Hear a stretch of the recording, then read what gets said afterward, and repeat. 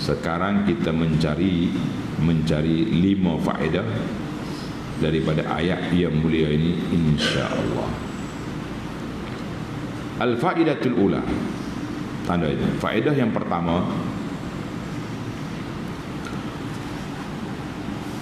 fasda' bima tu'mar wa a'rid 'anil jahilin.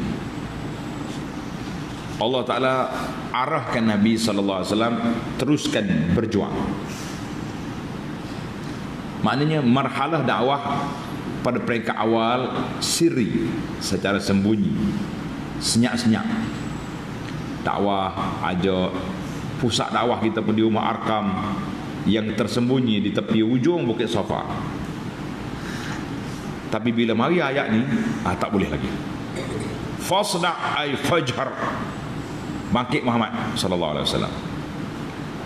Gilawan puak kafir tu, Allah jagamu, jangan bimbang. Maka tuan-tuan tengok dalam ni, ana suka buku kita ni sebab kita buat ikut tempat. Contohnya bila tuan-tuan naik atas Bukit Safa, duduk atas Bukit Safa kan, kita ada cerita tentang Safa. Apakah peristiwa yang berlaku di Bukit Safa? Abu Jahal mari ngenak ke Nabi. Jadi bila Nabi, Allah Ta'ala perintahkan Nabi SAW supaya bangun menyampaikan dakwah, Nabi naik atas Bukit Safa, Nabi panggil pemain Arab mari, tuyul mari. Nabi pun bagi tahulah tentang dakwah dia ni. Oh, Abu Lahab, pak saudara dia jekar muka, tabballaka ya Muhammad, celakamu. Sehingga hari ni kita boleh sumpah Abu Lahab dalam solat, luar solat, tabbat yada Abi Lahabin, celaka Abu Lahab. Sebab dia ngenak ke Nabi gitu masa. Jadi Allah Ta'ala nyatakan di sini, fasda' bima tu'mar, membangun Muhammad sallallahu alaihi lawan, dijelaskan jangan duk takut. Ini jelaslah bahawa kerja Nabi sallallahu alaihi wasallam tak boleh diam-diam. Tak boleh lagi dah. Kena jelas. Tuan-tuan tengok dalam buku ni, kita cerita tentang Rumah Arkam, apa dakwah di sana. Kita cerita tentang penentangan, cerita-cerita peristiwa di Bukit Safa. Bacalah sambil-sambil nak pergi sa'i tu atas Bukit Safa tu, baca cerita. Banyak benda yang menyentuh perasaan, insya-Allah. Baik, itu yang pertama. Yang kedua, inna kafainakal mustahzi'in. Allah bagi jaminan kepada Nabi sallallahu alaihi wasallam, dia nak jaga Nabi daripada dipermain-mainkan oleh puak kafir. Allah kata, aku jaga. Hadza ta'minun rabbaniyun. Ini adalah jaminan, takaful, insuran, kalau bahasa, kalau boleh guna, daripada Allah Azza wa Jalla kepada Nabi sallallahu alaihi wasallam. Aku jaga. Bila Nabi kata Nabi jaga,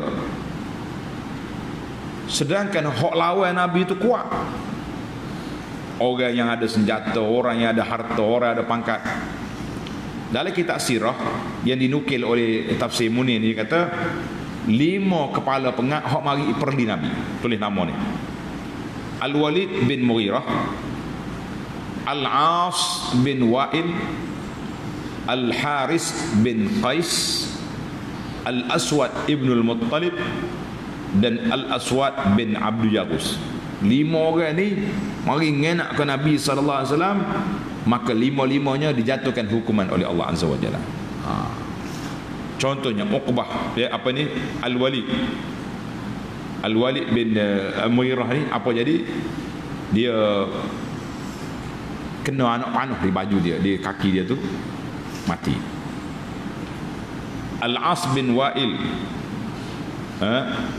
kena duri, mati. Aswa' ibn Muttalib kena benda dalam mata dia, buta. Katanya apa nama lagi, Al-Haris bin Qais, buruk dalam hidung dia tu, busuk banget. Tubik nanah, mati. Aswa' bin Abdul Yaghus duduk di dekat dengan pokok, tiba-tiba batai pokok jatuh tak kepala dia, mati. Yang penting kita baca dalam kitab sirah ni, puak-puak ni bila kata inna kafainakal mustahzi'in, aku jagamu daripada puak penjahat, maka ahli sirah kata sisi penjahat orang yang nak Nabi tu kena berlaku batal. Kau ni awal lah balon. Awal ke dia agak mati di Badar kebanyakannya. Nauzubillah. Allahu akbar. Fasawfa ya'lamun, mereka akan tahu apa akan jadi dengan kejahatan yang mereka buat. Jangan duk main lah. Itu dia panggil, itu kejahatan-kejahatan yang dibuat oleh puak kafir yang kita tak boleh nak main-main dengan keadaan yang berlaku ini, tuan-tuan dan puan-puan sekalian. Nas'alullah al-afwa wal afiyah. Baik. Allahu akbar. Yang ketiga, Allah Ta'ala sebut di sini mustahzi'in, orang yang perli Nabi. Kata ulama tadabbur at-ta'bir, Allah Ta'ala sebut mustahzi' mana orang perli. Perli ni biasa dengan mulut ya. Muhammad gitu dah. Ini nak bagi satu isyarat bahawa bukan ini yang paling rendah. Yang paling rendah minimanya perli. Maksimanya pukul. Campak perut utara atas kepala Nabi sallallahu alaihi wasallam. Pukul sampai Nabi kita sakit berdarah. Cekik tekuk Nabi ni. Dia ditarik dengan tali sampai bekah di tengkuk Nabi. Maknanya kepaling kurangnya dengan mulut istihza. Muhammad bila nak mari itu dia panggil penyakit yang paling rendah sekali, itu yang dia.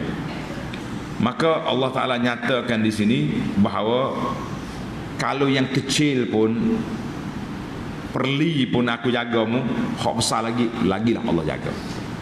Jadi kita kena ingatlah para jemaah sekalian bahawa dalam dakwah ni penentangan kepada dakwah berperingkat-peringkat. Penentangan kepada dakwah berperingkat. Ada dakwah yang dia tentang secara kuat, ada dakwah yang ditentang secara berat. Jadi kita tengok. Paling tidak apa orang perli kita. Buat video, buat poster perli, buat senarai-senarai buruk bagi kepada orang supaya orang benci kepada kita. Orang benci pada dakwah kita tak, tak sukalah dakwah ni, tak payahlah dengar dia tu. Ni tengok poster ni. Padahal kita tak pernah dengar apa dia cakap hudu, cakap buruk, tak ada. Tapi itulah. Maka min sunnatillahi, di antara ketetapan Allah Ta'ala bahawa Allah Ta'ala akan jaga para pendakwah. Namun begitu jangan kata pendakwah ni langsung tak ada ujian, tidak ditimpa ke penyakit tak. Pendakwah ni kena, ada yang masuk penjara, ada yang dibunuh, ada yang macam-macam. Tapi itu semua tu darajat Allah Ta'ala nak bagi pada dia.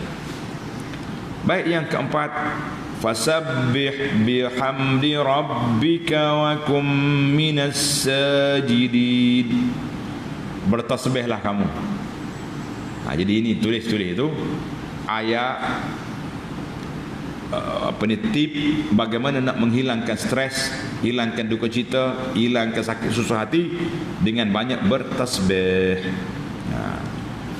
Maka kata ulama, maqam, oleh kerana maqam Nabi ni maqam dhiqis sadri, sempit dada.